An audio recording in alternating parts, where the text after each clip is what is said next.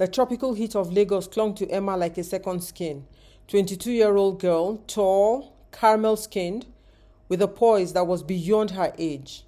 Emma was far from the grieving 5-year-old girl taken away to Australia after her parents passed in a tragic plane crash. Now she had returned to Lagos, not as a guest, but as an unseen storm. She had planned with her family lawyer, Barrister Ogunlade, to arrange a job as a cleaner in her father's company. The lawyer met her discreetly the day before and handed her a carefully crafted CV under a fake name, Emanuela George. She will begin work as a cleaner at Oandolex Group, her father's flagship oil and construction company. It was the only way she could see the rot hidden under the empire built with her father's sweat. The security guard directed her to the queue on the day she arrived with her forged documents. "Cleaner? Join the rest inside," he mumbled. Her first week was a whirlwind of back-breaking labor and humiliations. The HR assistant, Funke, backed at her for mopping slowly. Nobody noticed the foreign accent she tried to mute, nor the subtle elegance in her stride. She blended in, but her eyes were wide open, watching and learning. What shocked her most wasn't the arrogance or the insults, it was the neglect. Salaries delayed for junior staff, broken down elevators unrepaired for months, company vehicles used as private cars. And worst of all, Mr. Bode Akinwale, the general manager, he strolled into the office daily in designer suits, gossiping loudly about his latest properties in Banana Island and London. Yet, in that same building, some workers borrowed transport fare to commute to and from work, or even walk home. Emma kept her cool. For weeks, she mopped floors, scrubbed toilets, and endured insults upon insults, compiling secret details daily. Every crow laughter, every bounced salary, every missing document, the company had become a carcass, and vultures were feasting. And the biggest vulture, her uncle, Chief Durojayo Olatunji, the man entrusted to hold the reins until her return. She had not seen him since she was 5. But what she learned about him from whispers in the office broke her heart. He showed up only when there was money to collect. He had a fleet of imported cars, owned clubs in Lekki, and barely understood the industry he was supposedly leading. But all that was about to end. "Good morning, Emma," Barrister Ogunlade said over the phone, his voice tight with anticipation. "Are you sure you're ready?" Emma, dressed sharply in a sleek navy blue power suit, her hair was in a perfect bun, makeup light but classy, and she wore the necklace her mother gave her just before the fateful flight. The cleaner uniform was gone. "I've never been more ready in my life." At precisely 10 a.m., the boardroom was filled. Department heads, executives, the general manager, and of course, her uncle, smug and arrogant, in a native agbada, sat waiting. Barrister Ogunlade stood by the projector, clearing his throat.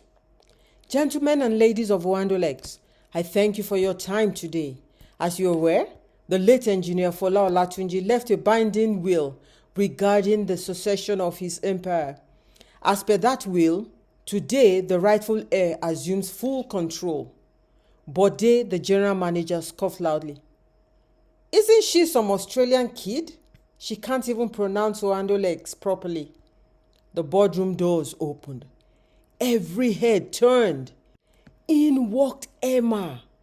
Please subscribe to this channel, turn on your notification bell, like, and comment. Thank you. No mop stick, no apron, just power and poise. Her heels clicked sharply on the tile floor. She walked to the head of the table. Shock filled the room, mouths dropped. "Good morning," she said calmly. "I am Emma Olatunji, daughter of the late engineer Fola and Mrs. Amaka Olatunji. I've been your cleaner for the past 2 months. I've seen things no CEO should see in her own father's company." Chief Durojaye, her uncle, stood laughing nervously. This is a joke, Abi. Where is the real MD? This small girl?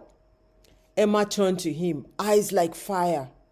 Uncle Duro, my father trusted you to guide this company. Instead, you bled it. You betrayed his trust and betrayed the legacy. Today, I take back what is mine. The silence in the boardroom was thunderous. Bode Akinwale, the general manager, stood quickly. This is ridiculous. A cleaner turned CEO? Is this Nollywood or something? Barrister Ogunlade raised a hand. You seem unaware, Mr. Akinwale. Her appointment was signed and sealed 15 years ago. The transition is irrevocable. Emma turned to the projector and pressed a button. Images flashed, bank accounts showing embezzlement, leaked emails showing backdoor property deals, salary delays, and surveillance footage of Bode slapping a junior staff for asking about payment. I came as a cleaner, not because I had to, but because I wanted to see the truth. Emma said, I've seen enough. A full audit begins today. All heads of department will be reviewed. Anyone found guilty of misappropriation will be prosecuted. Her uncle rose again, angry now. This is how you repay me after all I did for your father? Emma's voice shook slightly, but she did not back down. You kept me from burying my own parents. You never sent a card. You used my inheritance to fund your lifestyle. Today is your reckoning. Outside, word had spread. Staff gathered around the hallway screens, broadcasting the meeting. Janitors, secretaries, even security guards stared in disbelief. Their fellow cleaner had been their boss all along. Emma took her seat at the head of the table, flanked by Mr. Ogunlade and the new chief finance officer she had quietly hired during her undercover time. The air was thick with fear, but behind it, hope was rising. Because for the first time in years, Owando Legs had a leader. And Emma, she had only just begun. The morning after Emma's thunderous reveal, Owando Legs headquarters was unrecognizable. A black SUV convoy arrived promptly at 8 a.m., escorting a team of forensic auditors, IT security specialists, and private investigators. The new CEO had kept her word. Emma sat behind her new glass desk, still adjusting to the weight of her title. The office, once occupied by greedy men, now smelt of fresh jasmine and resolve. She watched the monitors tracking each department as her team began the long overdue cleanup. Call me when they arrive, she said to her assistant, a once overlooked intern she promoted after noticing her brilliance during her days as a cleaner. Downstairs, chaos brewed. Bode Akinwale, the general manager, had stormed in, red-eyed and sweating. This is illegal. You can't access my emails. He bellowed as security blocked him from entering Emma's office. Mr. Benson, the lead investigator, said calmly, you have been implicated in no less than 15 counts of fraud, embezzlement, and workplace abuse. By the authority vested in our court-sanctioned audit warrant, you are advised to cooperate. He was handcuffed and escorted out under a flurry of camera flashes. Staff clapped, not out of mockery, but release. Years of fear unshackled in applause. Later that afternoon, Emma stepped into the same boardroom where she had revealed her identity. This time, she was flanked by her new executive team, composed of loyal staff she had vetted quietly, those who worked with integrity even under corrupt management. Uncle Duro Jaye, she said, fixing her gaze on her uncle with a cold stare. You have 30 minutes to vacate the guest mansion in Ikoyi. The assets in your name have been traced. The properties you claimed as your own were bought with stolen company funds. He scoffed. You think this country runs on justice? I'll have your head with one call.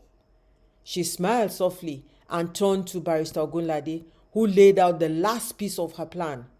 A press conference was already on the way.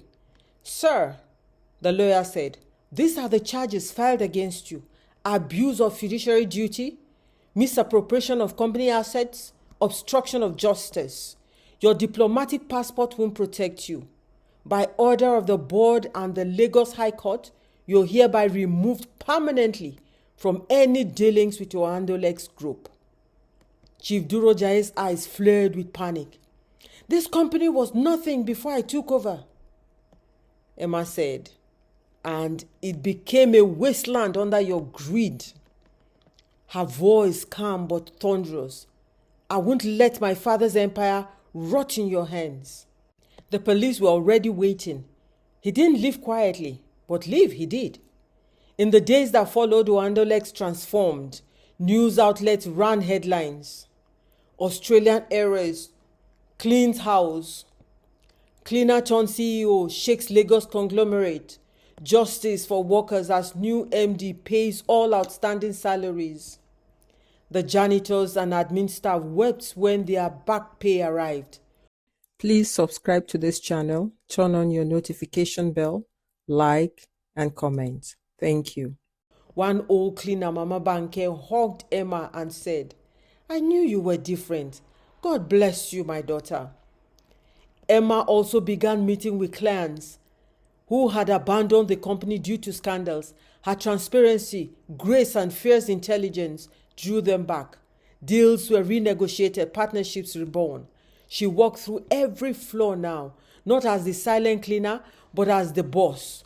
Staff no longer avoided her gaze. They stood taller around her, proud.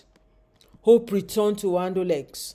As she stood on her office balcony that evening, Lagos stretched out before her. Loud, chaotic, alive, her eyes stung with emotion. She had avenged her parents, reclaimed her legacy, and given voice to the voiceless.